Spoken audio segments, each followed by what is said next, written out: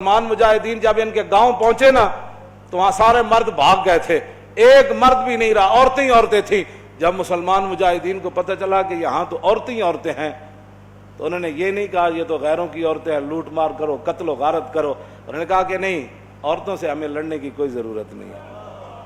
وہ اس گاؤں کو چھوڑ کر واپس آ گئے، کہا کہ یہاں تو عورتیں ہی عورتیں ہیں اور تم کیا کر رہے ہو؟ یہ ہے مسلمانوں کا کردار۔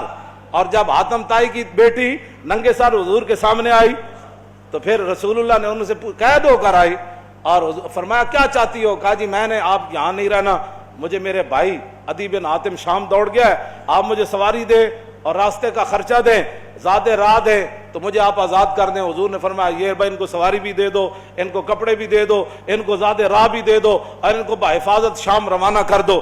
جب وہ شام پہنچی نا، عدی بن حاتم، حاتم طائی کے بیٹا، ان کا بھائی نے کہا تھا میں نے حضور کا کلمہ نہیں پڑھنا، جو مرضی ہو جائے۔ جب وہ بہن بھائی کے پاس پہنچی تو پہنچنے کے بعد اس نے پوچھا تو کہاں سے آ رہی ہے؟ انہوں نے کہا میں تو رسول اللہ کے دربار سے آ رہی ہوں۔ انہوں نے کہا پھر کیا ہوا؟ انہوں نے کہا میں تو قید ہو گئی تھی۔ انہوں نے کہا پھر تجھے قتل نہیں؟ انہوں نے کہا قتل کی بات کرتا ہے تو قتل کی بات ہے۔ انہوں نے کہا تو نے کیسا ان کو پایا؟ انہوں نے کہا بھائی جان ایتھے سمجھ آنے والی گل نہیں۔ انہوں نے کہا میں تے نہیں مننا۔ انہوں نے کہا جلا ہویا ایک بار جا تے صحیح، تو ویکھ تے صحیح، تو آیا نہ درتے کیوں بد نصیبہ ہزارہ رنگاں وچ رنگیں دے محمد۔ بہن دے کہن ہوتے عدی بن حاتم کہندے میں تے تیز سواری رکھی ہوئی سی، میں تے نس آیا، میں حضور دا کلمہ نہیں پڑھنا۔ بہن کہن لگی ایک باری جا تے صحیح، اے دسن والی گل کوئی نہیں، ایک باری تو جا کے چہرہ انور ویکھ تے صحیح، خلق عظیم ویکھ تے صحیح، انہاں دی اخلاق تے عادات ویکھ تے صحیح۔ جلیا وہ کہندے میں اتھوں نسدا آیا، نسدیاں پھر میں جدو آیا تو مینوں پتہ چلیا حضور مسجد نبوی شریف تشریف فرماون۔ کہندے میں جدو جا کے حاضر ہویا تو حضور اٹھ کھڑے ہوئے میرے واسطے۔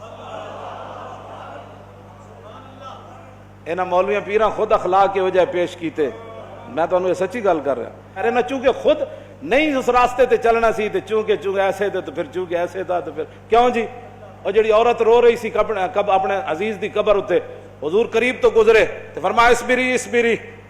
انہوں نہیں سی پتہ رسول اللہ فرما رہے ہیں، انہیں سر رکھے ہوا، غم چیز ہی ایسی ہوندی، اسے واسطے حضور نے فرمایا میرا امتی پناہ منگے، غم بندے نو تباہ کر کے رکھ دیندا۔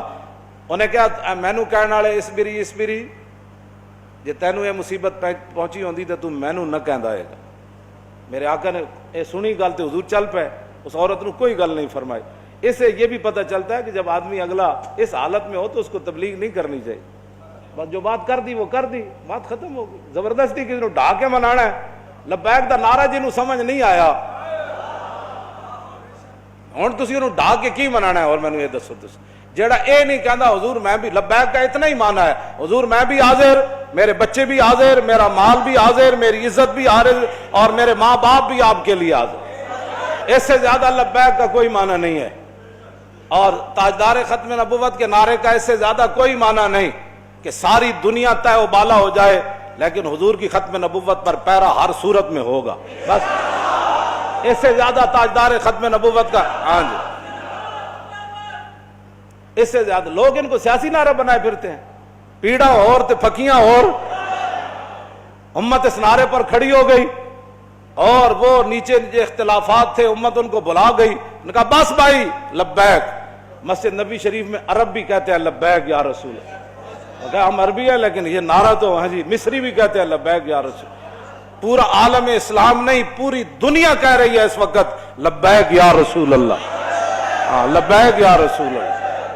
تو اس سے بڑا اللہ کا کیا کرم ہو سکتا ہے کہ امت اختلافات کو بھلا کر حضور کی غلامی کے لیے جمع ہو گئی۔ اور اقبال کہتا تھا، میں کہتا تھا اقبال کی یہ خواب کب پورا ہوگا کہ اقبال کہتا تھا زان کے ملت را حیات از عشق اوست اور برگ و ساز کائنات از عشق اوست۔ اقبال کہتا تھا کہ ملت کی حیات، ملت کی ترقی، ملت کا عروج اور پوری دنیا پر اسلام کے غلبے کی ایک ہی وجہ ہے کہ امت حضور سے پیار کرے، حضور سے عشق کرے۔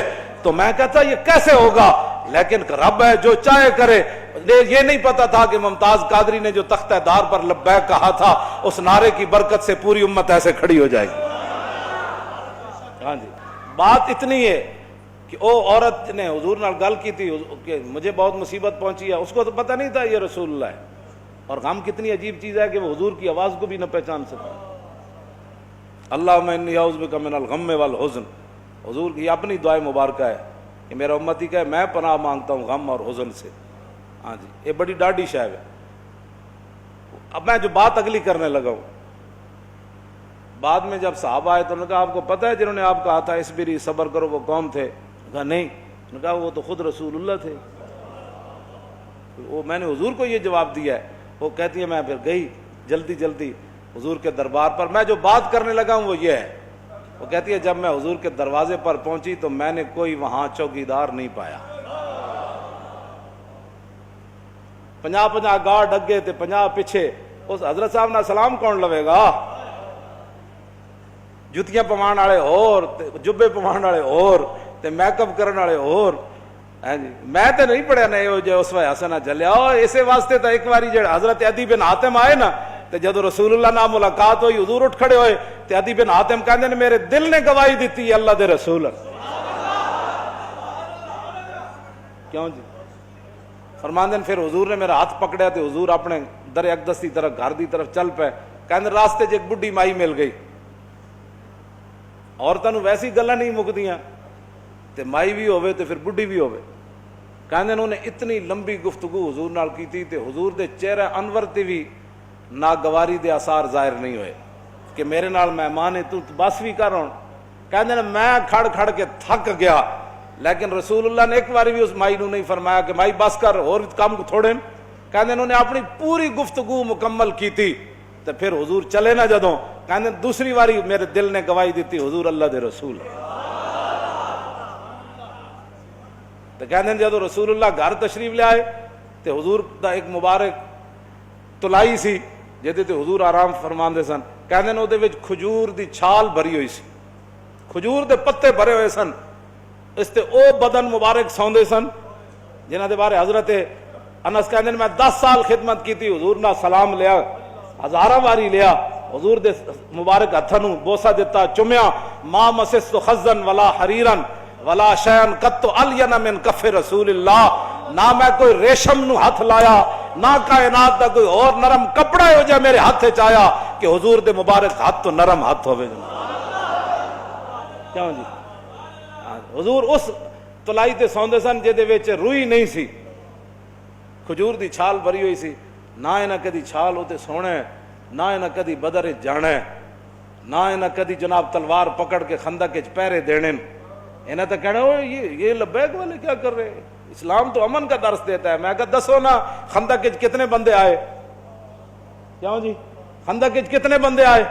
یہ دسو نا قوم لوگوں نو اذا جاءتکم جنود فارسلنا علیہم ریحا وجنودا لم تروا وکان اللہ بما تعملون بصیرا اذ جاءوکم من فوقکم ومن اسفل منکم وزاغت الابصار وبلغت القلوب الحناجر وتظنون باللہ الظنون هنالک ابتلی المؤمنون وزلزلوا زلزالا شدیدا واذ یقول المنافقون والذین فی قلوبہم ما وعدنا اللہ ورسولہ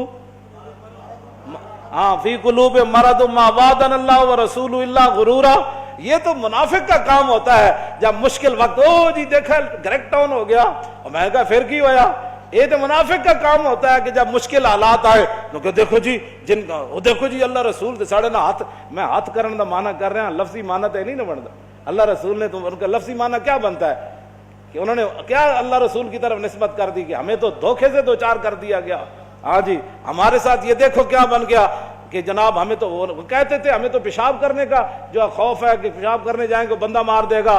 تو کیسر و کسرا کب فتح ہوں گے؟ یہاں مدینے میں تو پیشاب کرنے کی سہولت نہیں رہی. 25,000 کا لشکر. منافق کا کام ہی یہ ہوتا ہے کہ وہ جب صحابہ ادھر جو ہے وہ کیا کارنامے سر انجام اور منافق ان کا بھی رب نے قرآن میں بیان فرمایا کہ منافق کہنے لگے کہ ما وعدنا اللہ ورسولہ وَإِذْ قَالَتْ طَائِفَةٌ مِّنْهُمْ يَا أَهْلَ يَثْرِبَ لَا مُقَامَ لَكُمْ فَارْجِعُوا وَيَسْتَأْذِنُ فَرِيقٌ مِّنْهُمُ النَّبِيَّ يَقُولُونَ إِنَّ بُيُوتَنَا عَوْرَةٌ وَمَا هِيَ بِعَوْرَةٍ إِن يُرِيدُونَ إِلَّا فِرَارًا. کیوں جی یہ منظر بیان نہیں کیوں نہ چلو چلیے توبہ کرو. اتنے تو حال ہی کوئی نہیں 25,000 کا لشکر آ گیا آج تو بچی کسی دی نہیں ہونی. کہنے لگے حضور گھر لگے پیچھے گھر میں بندہ کوئی نہیں کی بڑھے گا. اللہ نے فرمایا میرے حبیب گھر تے کاشانہ اقدس جدو آپ گھروں چل کے آ گئے تے آپ دا پیچھے گھر کوئی نہیں. صدیق اکبر دا گھر کوئی نہیں.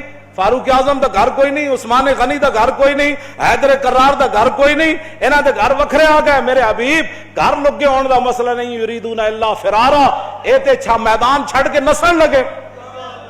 سانو جی ہمارا لبیک سے تعلق نہیں ہے، مشکل ٹائم جو آ گیا، ہاں جی مشکل ٹائم، ہمارا لبیک سے تعلق نہیں، یہی تو بات ہے۔ لیکن قرآن، اقبال کہتا اگر درس قرآن ہم نے بلایا ہوتا، یہ زمانہ نہ زمانے نے دکھایا ہوتا۔ یہ منافقت کے کام ہوتے ہیں مشکل کے وقت۔ انہیں دسے ہی نہیں کہ رسول اللہ غزوہ خندق دے موقع تے خود تلوار پکڑ کے کیویں کھڑے ہو۔ جب 50,000 دا لشکر خندق دے کنارے آ گیا، عمر بن عبد بود گھوڑا چناب چھال مرائی تے ادھر آ گیا، تے 50,000 دا لشکر اتنے آ گیا تے سارے چاندے سن کے گھوڑے سمیت ادھر آ جان۔ اس وقت میرے آقا و مولا پھر خود تلوار پکڑ کے کھڑے ہو گئے، اور حضور کو اللہ نے دبدبا کتنا دیا، کانہ و فرد فی جلالتہ فی عسکر حین تلقاہ وفی حشم لہ ہمم لا منتہا لکبائرہا وہمتہ الصغری جل من الدہر۔ یہ دوسرا حضرت حسان کا شعر ہے، پہلا امام بوصیری کا شعر ہے۔ فرمایا اللہ نے ہمارے آقا و مولا کو ہیبت اور جلال اتنا عطا فرمایا کہ حضور تنہا بھی کھڑے ہوتے تو محسوس ہوتا کہ حضور کی پشت پر لاکھوں کا لشکر کھڑا ہے۔ ہاں جی ہاں جی توجہ، حضور خود تلوار پکڑے، کیوں جی علیکم بسنتی ہے نہیں، یہ نہیں سنت کہ جب دین پر مشکل وقت آ جائے تو رسول اللہ خود تلوار پکڑ کر کھڑے ہو گئے؟ کیا یہ ان کے لیے سنت نہیں تھی کہ جب حضور کی ختم نبوت پر مشکل وقت آیا، حملہ ہو گیا اور حضور کی عزت پر حملہ ہو گیا، تو کیا قوم کے رہنماؤں کی، مذہبی رہنماؤں کی، پیروں کی، فقیروں کی، مولویوں کی یہ ذمہ داری نہیں تھی کہ خود میدان میں ایسے نکل آتے؟ یہ ہے نا علیکم بسنتی و سنت الخلفاء، کیوں جی الراشدین۔ اور سنت خلفاء کیا ہے؟ یہ تو حضور کا اپنا اس طریقہ مبارکہ ہے نا۔